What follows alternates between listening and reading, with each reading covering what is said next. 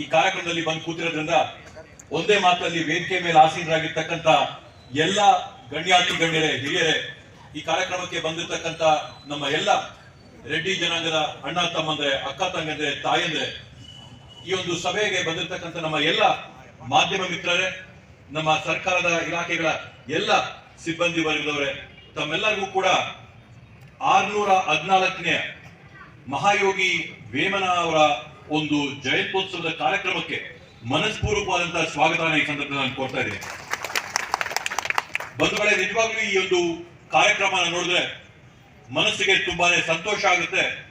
ನಾನಾದ್ರೂ ಭಾವಿಸ್ತೀನಿ, ಹೊಸಕೋಟೆ ತಾಲೂಕಿನ ಇತಿಹಾಸದಲ್ಲಿ ಮೊಟ್ಟ ಮೊದಲನೇ ಬಾರಿಗೆ ಈ ರೀತಿಯಾದಂತಹ ಒಂದು ದೊಡ್ಡ ಸಂಖ್ಯೆಯಲ್ಲಿ ಸಮಾಜದ ಎಲ್ಲಾ ಸದಸ್ಯರುಗಳು ಪ್ರತಿಯೊಂದು ಗ್ರಾಮದಿಂದಲೂ ಕೂಡ ಬಂದು, ಯಾವುದೇ ಒಂದು ಪಾರ್ಟಿ, ಪಕ್ಷ, ಮತ, ಭೇದ ಭಾವ ಇವೆಲ್ಲವನ್ನೂ ಕೂಡ ಬದಿಗಿಟ್ಟು ಸಮಾಜದ ಎಲ್ಲಾ ಸದಸ್ಯರುಗಳು ಕೂಡ ನಾವು ಬಂದು ಒಂದು ಕಾರ್ಯಕ್ರಮದಲ್ಲಿ ಸೇರ್ಕೋಬೇಕು ಅನ್ನೋ ಒಂದು ನಿಟ್ಟಿನಲ್ಲಿ ಇವತ್ತೇನು ಈ ಒಂದು ಜನಸ್ತೋಮ ನಾನು ದೃಶ್ಯಗಳಲ್ಲಿ ನೋಡಿದಂಗೆ ಸುಮಾರು 500 ಮೀಟರ್ ಉದ್ದಷ್ಟು ಪಾದಯಾತ್ರೆಯನ್ನ ಮಾಡಿಕೊಂಡು ಇಲ್ಲಿ ಪಲ್ಲಕ್ಕಿ ಜೊತೆಗೆ ಬಂದಿರತಕ್ಕಂಥದ್ದು ನಿಜವಾಗ್ಲೂ ಕೂಡ ಹೊಸಕೋಟೆ ತಾಲೂಕಿನ ಇತಿಹಾಸದಲ್ಲಿ ಸುವರ್ಣಾಕ್ಷರಗಳಲ್ಲಿ ಬರಿಬೇಕಾದಂತಹ ಒಂದು ದಿನ ಅಂತೇಳಿ ಈ ಸಂದರ್ಭದಲ್ಲಿ ನಾನು ಹೇಳ್ತಾ, ವಿಶೇಷವಾಗಿ ಈ ಕಾರ್ಯಕ್ರಮ ಪ್ರತಿ ವರ್ಷ ಸರ್ಕಾರ ಈ ಕಾರ್ಯಕ್ರಮನ ಮಾಡುತ್ತೆ, ತಾಲೂಕು ಆಡಳಿತ ಈ ಕಾರ್ಯಕ್ರಮನ ಮಾಡುತ್ತೆ.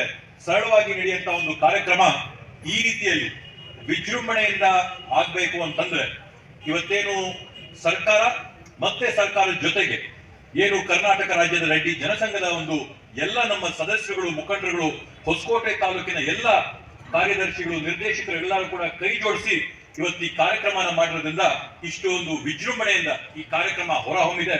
ಆದ್ರಿಂದ ಅದಕ್ಕೆ ಶ್ರಮ ಹಾಕಿದಂತ ಪ್ರತಿಯೊಬ್ಬರಿಗೂ ಕೂಡ ಜೋರಾದ ಚಪ್ಪಾಳೆ ಮುಖಾಂತರ ಅಭಿನಂದನೆಗಳನ್ನ ಈ ಒಂದು ಸಂದರ್ಭದಲ್ಲಿ ನಾವು ಸಲ್ಲಿಸಬೇಕಾಗುತ್ತೆ. ಬಂಧುಗಳೇ, ಈ ಒಂದು ವೇದಿಕೆಗೆ, ಈ ಒಂದು ಸಭೆಗೆ, ಈ ಒಂದು ಕಾರ್ಯಕ್ರಮಕ್ಕೆ ಕಳೆ ಬರ್ತಾ ಇದೆ ಅಂತಂದ್ರೆ 100 ಅದು ನಮ್ಮ ಮುಖಂಡರು ರಾಮಲಿಂಗಾರೆಡ್ಡಿ ಅಣ್ಣವರು ವೇದಿಕೆ ಮೇಲೆ ಕೂತಿರೋದ್ರಿಂದ ಇವತ್ತು ಈ ಒಂದು ಕಾರ್ಯಕ್ರಮಕ್ಕೆ ಮೆರುಗು, ಹೊರಪು ಬರ್ತಾ ಇರ್ತಕ್ಕಂಥದ್ದು. ಇವತ್ತು ಅವರು ರಾಜ್ಯಕ್ಕೆ ಮಾಡಿರ್ತಕ್ಕಂಥ ಸೇವೆಗಳನ್ನ ನಾವು ನೋಡಿದ್ರೆ ಇವತ್ತು ಬೆಂಗಳೂರ ರೀತಿಯಲ್ಲಿ ಇವತ್ತು ಬೆಳೆದು ಬಂದಿದೆ ಅಂತಂದ್ರೆ ಮೂಲತಃವಾಗಿ ಅವ್ರು ನಿಂತ್ಕೊಂಡು ಬೆಂಗಳೂರಿನ ಜವಾಬ್ದಾರಿನ ಅವರೇನು ನಡೆಸ್ಕೊಂಡು ಹೋಗ್ತಾ ಇದ್ರು. ಆ ಒಂದು ಸಂದರ್ಭದಲ್ಲಿ ಬೆಂಗಳೂರಿನ ವ್ಯವಸ್ಥಿತವಾದಂತ ಬೆಳವಣಿಗೆಗೆ ಯಾರಾದ್ರೂ ಕೂಡ ಅಡಿಪಾಯ ಹಾಕಿದ್ರು ಅಂತಂದ್ರೆ ರಾಮಲಿಂಗಾರೆಡ್ಡಿ ಅಣ್ಣವರು ಅಡಿಪಾಯ ಹಾಕಿದ್ದು ಬೆಂಗಳೂರಿನ ಒಂದು ವ್ಯವಸ್ಥಿತವಾದಂತ ಬೆಳವಣಿಗೆಗೆ ಅಂತ ನಾವು ಈ ಒಂದು ಸಂದರ್ಭದಲ್ಲಿ ಹೇಳ್ಬೋದು.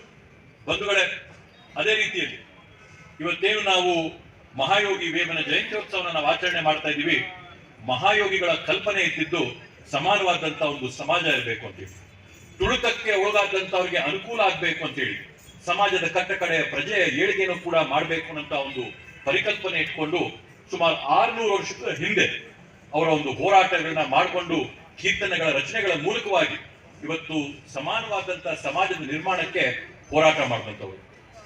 ಬಂಧುಗಳೇ, ಅದೇ ತರದಲ್ಲಿ ಇವತ್ತು ಯಾರಾದ್ರೂ 600 ಕೋಟಿ ಹೆಣ್ಮಕ್ಳು ಉಚಿತವಾಗಿ ಪ್ರಯಾಣ ಮಾಡಿ ಮಹಿಳೆಯರ ಸಬಲೀಕರಣದಲ್ಲಿ ಮುಂಚೂಣಿಯಲ್ಲಿರ್ತಕ್ಕಂಥವ್ರು ಯಾರಾದ್ರೂ ಇದ್ರೆ ಅದ್ ನಮ್ಮ ರಾಮಲಿಂಗಾರೆಡ್ಡಿ ಅಣ್ಣವ್ರು ಹೇಳಬಂತ ಹೇಳ್ಬೋದು. ಸಾರಿಗೆ ಇಲಾಖೆಯ ವತಿಯಿಂದ 650 ಲೇಟೆಸ್ಟ್ ಅಂಕಿಅಂಶಗಳನ್ನ ಹೇಳ್ತಾರೆ, ನಾವು ಸ್ವಲ್ಪ ಇನ್ನು ಅಪ್ಡೇಟ್ ಆಗಿಲ್ಲ. ನಾನು 600 ಕೋಟಿ ಅಂತ ಪ್ರಯಾಣಗಳು ಅಂತ ಹೇಳಿದ್ರೆ ರಾಮಲಿಂಗಾರೆಡ್ಡಿ ಅಣ್ಣವರು 650 ಕೋಟಿ ಉಚಿತವಾದಂತಹ ಪ್ರಯಾಣಗಳನ್ನ ಇವತ್ತು ನಮ್ಮ ಹೆಣ್ಮಕ್ಳು ರಾಜ್ಯಾದ್ಯಂತ ಬೇರೆ ಬೇರೆ ಕಡೆಗೆ ಹೋಗೋದ್ರಿಂದ ಇವತ್ತು ಅವರ ಸಬಲೀಕರಣಕ್ಕೆ ಒಂದು ದೊಡ್ಡ ಹೆಜ್ಜೆನ ಇಟ್ಟು ಏನು ಮಹಾಯೋಗಿ ವೇಮನ ಅವರ ಆಲೋಚನೆ ಇತ್ತು, ಆ ಆಲೋಚನೆಯ ಪರಿಕಲ್ಪನೆಗಳಂಗೆ ಇವತ್ತು ಮುಂದುವರಿಸಿಕೊಂಡು ಹೋಗಿರ್ತಕ್ಕಂಥದ್ದು.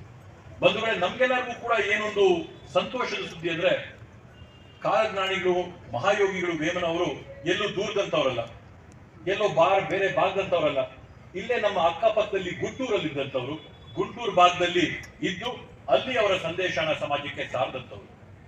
ಇವತ್ತು ನಾವೆಲ್ಲರೂ ಕೂಡ ನೋಡ್ಬೋದು, ಬೇರೆ ಬೇರೆಯವರು ಬೇರೆ ಬೇರೆ ಹಿನ್ನೆಲೆಗಳಿಂದ ಬಂದು ಇವತ್ತು ಸಮಾಜಕ್ಕೆ ಸಂದೇಶ ಕೊಡುವಂತ ಮಹಾಯೋಗಿಗಳಾಗಿದ್ದಾರೆ. ಆ ಒಂದು ನಿಟ್ಟಿನಲ್ಲಿ ವೇಮನ ಅವರು ಕೂಡ, ಮಹಾಯೋಗಿ ವೇಮನ ಅವರು ಕೂಡ ಒಂದು ಅನುಕೂಲವಾದಂತಹ ಕುಟುಂಬದಿಂದ ಬಂದು ಮಹಾರಾಜರ ಪಾಳೆಗಾರರ ಒಂದು ವಂಶದಿಂದ ಬಂದಂತವರು, ಅವರು ಸಮಾಜದಲ್ಲಿರ್ತಕ್ಕಂಥ ತಾರತಮ್ಯಗಳನ್ನ ನೋಡಿ, ಸಮಾಜದಲ್ಲಿರ್ತಕ್ಕಂಥ ವ್ಯತ್ಯಾಸಗಳನ್ನ ನೋಡಿ, ಮೇಲು ಕೀಳು ಅಂತಕ್ಕಂಥ ವ್ಯವಸ್ಥೆಗಳನ್ನ ನೋಡಿ ಇವತ್ತು ಅವರಿದ್ದಂತ ಅನುಕೂಲವಾದಂತ ಒಂದು ಹಿನ್ನೆಲೆನ ಬಿಟ್ಟು ಸಮಾಜದ ಜೊತೆ ಇರಬೇಕು, ಬಡವರ ಜೊತೆ ಹೋರಾಟ ಮಾಡಬೇಕು, ಎಲ್ಲರನ್ನೂ ಕೂಡ ಏಳಿಗೆ ಮಾಡಬೇಕು, ನಮ್ಮಲ್ಲಿರ್ತಕ್ಕಂಥ ಚತುರ್ವರ್ಣದ ಪದ್ಧತಿ ಏನಿದೆ ಆ ಚತುರ್ವರ್ಣದ ಪದ್ಧತಿನ ಹೋಗಲಾಡಿಸಬೇಕು, ಸಮಾನವಾದಂತಹ ಸಮಾಜ ನಿರ್ಮಾಣ ಮಾಡಬೇಕು ಅಂತ ಹೋರಾಟದಲ್ಲಿ ಮುಂಚೂಣಿಯಲ್ಲಿದ್ದಂತಕ್ಕವರು.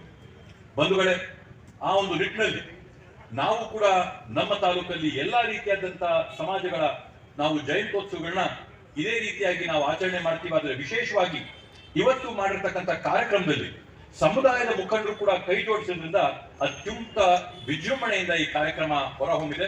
ಇದೊಂದು ಮಾದರಿಯಾದಂತ ಕಾರ್ಯಕ್ರಮವಾಗಿದೆ ಅಂತ ಈ ಒಂದು ಸಂದರ್ಭದಲ್ಲಿ ಹೇಳ್ತಾ, ಏನು ನಮ್ಮ ತಾಲೂಕಲ್ಲಿ ವಿಶೇಷವಾಗಿ ದೊಡ್ಡ ಸಂಖ್ಯೆಯಲ್ಲಿ ನಮ್ಮ ರೆಡ್ಡಿ ಸಮುದಾಯ ಎಲ್ಲಿದೆ ಅಂತಂದ್ರೆ ನಮ್ಮ ಅನಗೊಂಡಹಳ್ಳಿ ಹೋಬಳಿಯಲ್ಲಿ ಪ್ರತಿಯೊಂದು ಗ್ರಾಮದಲ್ಲಿ ಕೂಡ ದೊಡ್ಡ ಸಂಖ್ಯೆಯಲ್ಲಿ ಇರ್ತಕ್ಕಂಥ ಸಮುದಾಯ.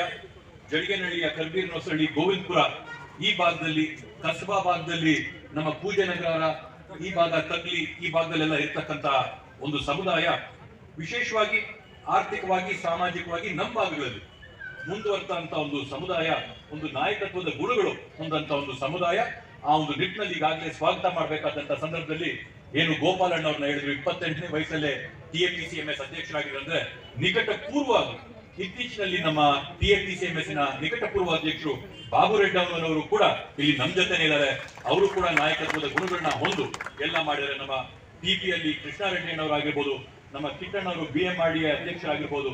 ಈ ರೀತಿಯಲ್ಲಿ ಸಮುದಾಯ ಒಳ್ಳೆ ನಾಯಕತ್ವದ ಗುಣಗಳನ್ನ ಹೊಂದು ನಾಯಕತ್ವ ಸ್ಥಾನಗಳನ್ನ ಉಳಿಸ್ಕೊಂಡು ಬಂದು ನಮ್ಮಲ್ಲಿರ್ತಕ್ಕಂಥ SFCS ಆಗಿರ್ಬೋದು, TAPCMS ಆಗಿರ್ಬೋದು, ಈ ಎಲ್ಲ ಸಂಸ್ಥೆಗಳಲ್ಲಿ ಕೂಡ ಉತ್ತಮವಾಗಿ ಅಧಿಕಾರ ಸಿಕ್ಕಂತ ಸಂದರ್ಭದಲ್ಲಿ ಸೇವೆ ಸಲ್ಲಿಸಿರ್ತಕ್ಕಂಥ ಸಮುದಾಯಕ್ಕೆ ಸೇರಿದಂತ ಸದಸ್ಯರು ಯಾರಾದ್ರೂ ಇದ್ರೆ ಅದು ನಮ್ಮ ರೆಡ್ಡಿ ಸಮುದಾಯಕ್ಕೆ ಸೇರಿಸಿದಂತ ಜನರು ಅಂತ ಹೇಳಿ ಹೆಮ್ಮೆಯಿಂದ ಈ ಒಂದು ಸಂದರ್ಭದಲ್ಲಿ ಹೇಳ್ಕೋಬಹುದು.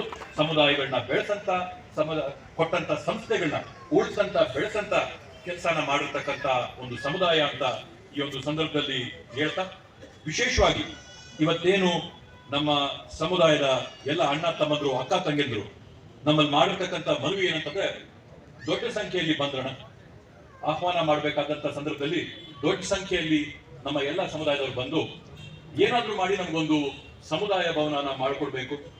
ನಮ್ಮಲ್ಲಿ ಮುಂದುವರೆದವರಿದ್ರು ಕೂಡ ಆರ್ಥಿಕವಾಗಿ ಹಿಂದುಳಿದವರು ಕೂಡ ಇದ್ದಾರೆ.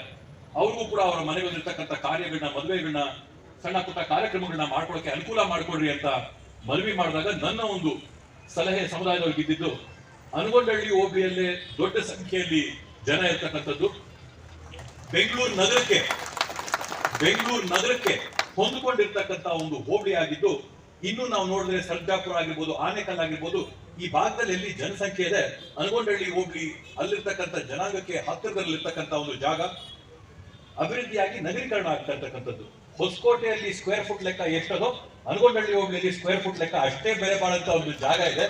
ಆದ್ರಿಂದ ನಾನು ನಿಮ್ಗೆ ಅನಗೊಂಡಹಳ್ಳಿ ಹೋಬಳಿಯಲ್ಲಿ ಎಲ್ಲಾದ್ರೂ ಮೇನ್ ರೋಡ್ ಅಲ್ಲೇ ಮುಖ್ಯ ರಸ್ತೆಯಲ್ಲಿ ಜಾಗ ಗುರುತಿಸಿ ಕನಿಷ್ಠ 20 ಗುಂಟೆ ಜಾಗನ ಗುರುತಿಸಿ ಅದನ್ನ ನಾನು ನಿಮ್ಗೆ ಸಮುದಾಯ ಭವನಕ್ಕೆ ಕನಿಷ್ಠ ಅಂತ ಹೇಳಿದ್ರೆ ಗರಿಷ್ಠ ನೀವು ಬಿಟ್ಟಿದ್ದು, ಕನಿಷ್ಠ ನಾನು ನಿಗದಿಪಡಿಸೋದು ಬಿಟ್ಟರೆ ಗರಿಷ್ಠ ನಾನು ಹೇಳಿದ್ರೆ ಗರಿಷ್ಠ ನೀವೆಷ್ಟು ಹುಡ್ಕೊಂಡು ಬರ್ತೀರಾ, ನಿಮ್ಮೆಷ್ಟು ಪ್ರಯತ್ನ ಬೀಳುತ್ತೋ ಅದ್ರ ಮೇಲೆ ಕನಿಷ್ಠ ನಾನು ಹೇಳಿದ್ದು.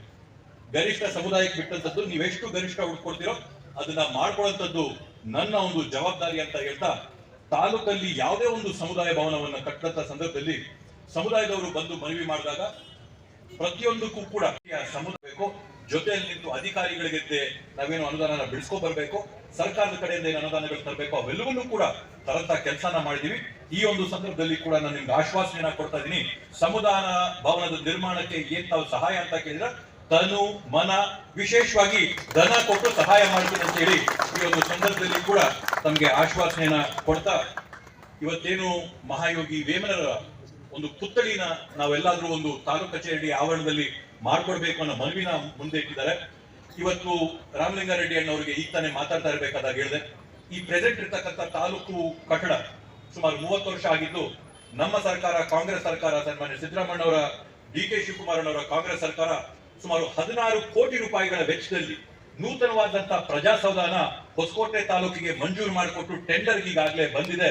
ಇವತ್ತು ಆ ಒಂದು ಕಟ್ಟಡದ ರೂಪರೇಷೆಗಳು ಯಾವ ತರ ಬರ್ತದೆ, ಅಲೈನ್ಮೆಂಟ್ ನೋಡಿ ಇಲ್ಲಿ ಸ್ಥಳಾವಕಾಶನ ಪರಿಶೀಲನೆ ಮಾಡಿ ಅದನ್ನು ಕೂಡ ಮಾಡ್ಕೊಳ್ಳೋದಕ್ಕೆ ನಾನು ತಮ್ಮ ಜೊತೆ ಎತ್ತೀನಿ ಅಂತ ಹೇಳ್ತಾ, ಕಡೆಯಲ್ಲಿ ತಾವೇನು ಮನವಿ ಮಾಡಿದ್ರು ಸಮುದಾಯದ ಕಟ್ಟ ಕಡೆ ಪ್ರಜೆಗೆ, ವಿದ್ಯಾರ್ಥಿಗಳಿಗಾಗಿರ್ಬೋದು, ನೌಕರರಾಗಿರ್ಬೋದು, ಅಲ್ಲಿರ್ತಕ್ಕಂಥ ರೈತರಾಗಿರ್ಬೋದು, ಕೂಲಿ ಕಾರ್ಮಿಕರಾಗಿರ್ಬೋದು, ಅವ್ರಿಗೆ ಸರ್ಕಾರದ ಸೌಲಭ್ಯಗಳನ್ನ ಒದಗಿಸಂತ ಕೆಲಸನ ಮಾಡ್ಬೇಕು ಅಂತ ತಾವೇನ್ ಮನವಿ ಮಾಡ್ಕೊಟ್ಟಿದ್ರ ನಾನ್ ತಮ್ಗೆ ಆಶ್ವಾಸನೆಯನ್ನ ಕೊಡ್ತೀನಿ.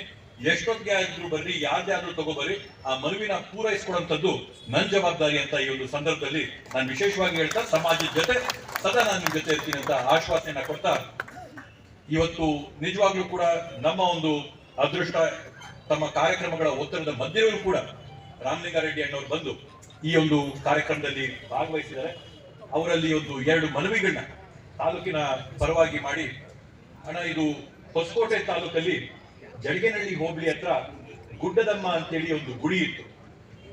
ನ್ಯಾಷನಲ್ ಹೈವೇ ಒಂದು ಗುಡ್ಡನ ತೆರವು ಮಾಡಿ ಆ ಗುಡಿನ ಪರ್ಯಾಯವಾಗಿ ನಾವು ಕಟ್ಕೊಡ್ತೀವಿ ಅಂತೇಳಿ ನಮ್ಗೆ ನ್ಯಾಷನಲ್ ಹೈವೇ ಅವರು ಆಶ್ವಾಸನೆಯನ್ನು ಕೊಟ್ಟಿದ್ದಾರೆ.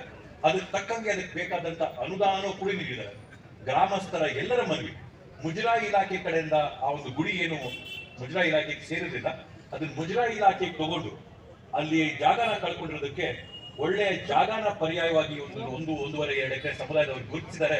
ಆ ಒಂದು ಗುಡ್ಡದಮ್ಮನ ಗುಡಿನ ಮುಜರಾಯಿ ಇಲಾಖೆ ವತಿಯಿಂದ ಮಾಡಿಕೊಟ್ಟು ಸರ್ಕಾರದಿಂದ ಮತ್ತೆ NH ಕಡೆಯಿಂದ ಕೊಡುವಂತ ಅನುದಾನದ ಜೊತೆಗೆ ಜೋಡಿಸಿ ಅಲ್ಲೊಂದು ಭವ್ಯವಾದಂತ ದೇವಾಲಯನ ಸುಮಾರು 8 ಗ್ರಾಮಗಳಿಗೆ ಅನುಕೂಲ ಆಗಂತ ರೀತಿಯಲ್ಲಿ ತಾವು ಮಾಡ್ಕೊಡ್ಬೇಕು ಅಂತ ಹೇಳಿ ಗ್ರಾಮಸ್ಥರ ಪರವಾಗಿ ಕಳಕಳಿಯಾಗಿ ನನ್ನ ತಮ್ಮಲ್ಲಿ ಮನವಿ ಮಾಡ್ತಾ ಇದ್ದೀನಿ. ಅದೇ ರೀತಿಯಲ್ಲಿ ನಮ್ಮಲ್ಲಿ ನಡೆಯುವಂತ ಬ್ರಹ್ಮರಥೋತ್ಸವ ಮತ್ತೆ ಕರಗ ಮಹೋತ್ಸವಕ್ಕೆ ಇವತ್ತು ಅತ್ಯಂತ ವಿಜೃಂಭಣೆಯಿಂದ ಇವೆರಡು ಕಾರ್ಯಕ್ರಮಗಳು ನಡೀತವೆ. ಆ ವಿಜೃಂಭಣೆಯಿಂದ ನಡೆಯುವಂತ ಬ್ರಹ್ಮರಥೋತ್ಸವದ ಅವಮುಕ್ತೇಶ್ವರ ಸ್ವಾಮಿ ದೇವಾಲಯನ ಜೀರ್ಣೋದ್ಧಾರ ಮಾಡಂತ ಒಂದು ನಿಟ್ಟಿನಲ್ಲಿ ದಯವಿಟ್ಟು ತಾವು 1-2 ಕೋಟಿ ರೂಪಾಯಿಗಳ ಅನುದಾನನ ಅವಮುಕ್ತೇಶ್ವರ ಸ್ವಾಮಿ ದೇವಸ್ಥಾನಕ್ಕೆ ಕೊಟ್ಟಿದ್ರೆ, ಮೂಲತಃ ಹೊಸಕೋಟೆ ತಾಲೂಕಿನ ಮೂಲ ದೇವಸ್ಥಾನ ಅವಮುಕ್ತೇಶ್ವರ ಸ್ವಾಮಿ ದೇವಸ್ಥಾನ. ನಮ್ಮ ಬ್ರಹ್ಮರಥೋತ್ಸವ ಮತ್ತೆ ಕರಗಕ್ಕೆ 16,000 ಜನ ಬಂದು ಭಾಗವಹಿಸಂತದ್ದು, ಅದರಿಂದ ಒಂದು ದೊಡ್ಡ ಸೇವೆ ತಾಲೂಕಿಗೆ ಕೊಟ್ಟಂತದ್ದಾಗುತ್ತೆ. ಅದಕ್ಕೂ ಕೂಡ ದಯವಿಟ್ಟು ತಾವು ಅವಕಾಶ ಮಾಡಿಕೊಡ್ಬೇಕು ಅಂತ ಮನವಿನ ಮಾಡ್ಕೊಳ್ತಾ, ನಾವು ಸಾರಿಗೆ ಇಲಾಖೆಯ ವತಿಯಿಂದ ಅಣ್ಣವ್ರನ್ನ ಏನ್ ಕೇಳಿದ್ರು ಕೂಡ ಇಲ್ಲ ಅಂತ ಹೇಳಿಲ್ಲ. ಮೊನ್ನೆ ಸದನದಲ್ಲಿ ನಾವು KSRTCಯ ಒಂದು ಡಿಪೋನ ಹೊಸಕೋಟೆ ತಾಲೂಕಿಗೆ ಒಂದು ಮಾಡ್ಕೊಡ್ರಿ, ಅಲ್ಲಿ ಮೇಲೆ ವಾಣಿಜ್ಯಕ್ಕೆ ಅವಕಾಶ ಆಗುತ್ತೆ, ಕೆಳಗೆ ಬಸ್ ಸ್ಟ್ಯಾಂಡ್ ಆಗುತ್ತೆ, ಒಳ್ಳೆ ಅಭಿವೃದ್ಧಿ ಆಗುತ್ತೆ ಅಂತ ಹೇಳಿದಾಗ ಮನವಿ ಕೇಳಿದಾಗ 100ಕ್ಕೆ 100 ಹೊಸಕೋಟೆ ತಾಲೂಕಿಗೆ ಮಾಡ್ಕೊಡ್ತೀನಿ ಅಂತ ಆಶ್ವಾಸನೆಯನ್ನ ಕೊಟ್ಟಿರ್ತಕ್ಕಂಥ ರಾಮಲಿಂಗಾರೆಡ್ಡಿ ಅವರಿಗೆ ಅನಂತ ಧನ್ಯವಾದಗಳನ್ನ ಈ ಸಂದರ್ಭದಲ್ಲಿ ಹೇಳ್ತಾ, ಅಷ್ಟೇ ಅಲ್ಲ ಈ ಕಾರ್ಯಕ್ರಮ ಆದ್ಮೇಲೆ ಹೋಗ್ಬಿಟ್ಟು ಅದನ್ನ ಸ್ಥಳ ಪರಿಶೀಲನೆ ಕೂಡ ಮಾಡೋಣ ಅಂತೇಳಿ ಮಾತು ಕೊಟ್ಟವ್ರೆ. ಆ ರೀತಿಯಾದಂತ ಕ್ರಿಯಾಶಾಲಿಯಾದಂತ ಸಚಿವರು ತಾಲೂಕಲ್ಲಿ ನಮ್ಗೆ ಬಂದಿದ್ದಾರೆ, ನಮ್ಮ ಸುದೈವ ಅಂತ ಈ ಸಂದರ್ಭದಲ್ಲಿ ಹೇಳ್ಕೊಂತ, ಅನಗೋಡಹಳ್ಳಿ ಹೋಬಳಿ ಭಾಗದಲ್ಲಣ ನಗರೀಕರಣ ಆಗಿರೋದ್ರಿಂದ ಮೆಟ್ರೋ ಫೀಡರ್ ಬಸ್ಗಳ ಅಗತ್ಯ ಇದೆ. ಸಾಧ್ಯವಾದಷ್ಟು ಸಂಖ್ಯೆಯಲ್ಲಿ ನಮ್ಗೆ ಮೆಟ್ರೋ ಫೀಡರ್ ಬಸ್ಗಳು ಹಾಕಿದ್ರೆ ಕಾಡ್ಗುಡಿ ಮೆಟ್ರೋಗೆ, ಅಕ್ಕಪಕ್ಕದಲ್ಲಿ ನಮ್ಮ ಹೋಪ್ ಫಾರ್ಮ್ ಹತ್ತಿರತಕ್ಕಂಥ ಮೆಟ್ರೋಗೆ ಅನಗೋಡಹಳ್ಳಿ ಹೋಬಳಿ ಮಾರ್ಗವಾಗಿ ಚಂದ್ರಸಂದ್ರ ಹೋಪ್ ಫಾರ್ಮಿನ ಮಾರ್ಗವಾಗಿ ಸಂಪರ್ಕ ಕೊಟ್ರೆ ಈ ಭಾಗದಲ್ಲಿರ್ತಕ್ಕಂಥ ರೈತರಿಗೆ, ಈ ಭಾಗದಲ್ಲಿರ್ತಕ್ಕಂಥ ವಿದ್ಯಾರ್ಥಿಗಳಿಗೆ, ಉದ್ಯೋಗ ಮಾಡೋಂಥವ್ರಿಗೆ ಎಲ್ಲರಿಗೂ ಕೂಡ ಅನುಕೂಲ ಆಗುತ್ತೆ. ದೊಡ್ಡ ಪ್ರಮಾಣದಲ್ಲಿ ಮೆಟ್ರೋ ಫೀಡರ್ ಬಸ್ಗಳನ್ನ ದಯವಿಟ್ಟು ತಾವು ಅನಗೋಡಹಳ್ಳಿ ಹೋಬಳಿ ಭಾಗಕ್ಕೆ ಹಾಕೊಡ್ಬೇಕು ಅಂತ ಹೇಳಿ ತಮ್ಮಲ್ಲಿ ಈ ವೇದಿಕೆ ಮುಖಾಂತರವಾಗಿ ನಾನು ಮನವಿನ ಮಾಡ್ತಾ, ನಾವು ಕೊಟ್ಟಂತ ಒಂದು ಸಣ್ಣ ಕರೆಗೆ ತಾವು ಹೂಗುಟ್ಟಿ ಈ ಕಾರ್ಯಕ್ರಮದಲ್ಲಿ ಬಂದು ಭಾಗವಹಿಸಿ ಈ ಕಾರ್ಯಕ್ರಮ ಕಡೆ ಶೋಭೆನ ಜಾಸ್ತಿ ಮಾಡಿದ್ದಕ್ಕೆ ತಮಗೆ ಅನಂತ ಧನ್ಯವಾದಗಳನ್ನ ಈ ಸಂದರ್ಭದಲ್ಲಿ ಕೋರ್ತಾ ನನ್ನ ಮಾತುಗಳಿಗೆ ನಾನು ವಿರಾಮನ ನೀಡ್ತಾ, ಇವತ್ತು ಸಮಾಜಕ್ಕೆ ಅನುಕೂಲ ಆಗಲಿ ಅನ್ನೋ ನಿಟ್ಟಿನಲ್ಲಿ ರಕ್ತದಾನ ಶಿಬಿರವನ್ನು ಕೂಡ ಲಯನ್ಸ್ ಕ್ಲಬ್ನ ವತಿಯಿಂದ ಇಲ್ಲಿ ಹಮ್ಮಿಕೊಂಡಿದ್ದಾರೆ. ಅದರಿಂದ ಸಮಾಜಕ್ಕೆ, ಸಮುದಾಯಕ್ಕೆ ಇನ್ ಬೇರೆ ಎಲ್ಲದಕ್ಕೂ ಮಿಷಿನ್ಗಳು ಬಂದ್ಬಿಟ್ಟವೆ. ಕಿಡ್ನಿ ಕೆಟ್ಟೋದ್ರೆ ಅದಕ್ಕೊಂದು ಮಿಷಿನ್ ಇದೆ, ಹಾರ್ಟ್ ಕೆಟ್ಟೋದ್ರೆ ಹಾರ್ಟ್ ಒಂದು ಮಿಷಿನ್ ಇದೆ, ಕಿಡ್ನಿ ಡಾಕ್ಟರ್ ಅವರವ್ರೆ. ಆದ್ರೆ ರಕ್ತ ಹೋದ್ರೆ ರಕ್ತ ನಿರ್ಮಾಣ ಮಾಡೋ ಮಿಷಿನ್ ಮಾಡಿಲ್ಲ. ಅದರಿಂದ ಜೀವನ ಉಳಿಸ್ಬೇಕಂತಂದ್ರೆ ನೀವು ರಕ್ತದಾನ ಮಾತ್ರ ಅಸಾಧ್ಯ. ಒಬ್ಬರು ರಕ್ತ ಕೊಟ್ರೆ 8 ಜನರ ಜೀವನಗಳನ್ನ ನೀವು ಉಳಿಸಬಹುದು. ಆದ್ರಿಂದ ರಕ್ತದಾನ ಮಾಡ್ಬೇಕಂತ ತಮ್ಮಲ್ಲಿ ಈ ಮೂಲಕ ಮನವಿ ಮಾಡ್ಕೊಳ್ತಾ ನನ್ನ ಮಾತುಗಳಿಗೆ ನಾನು ವಿರಾಮನ ನೀಡ್ತೀನಿ. ಜೈ ಹಿಂದ್, ಜೈ ಕರ್ನಾಟಕ ಮಾತೆ.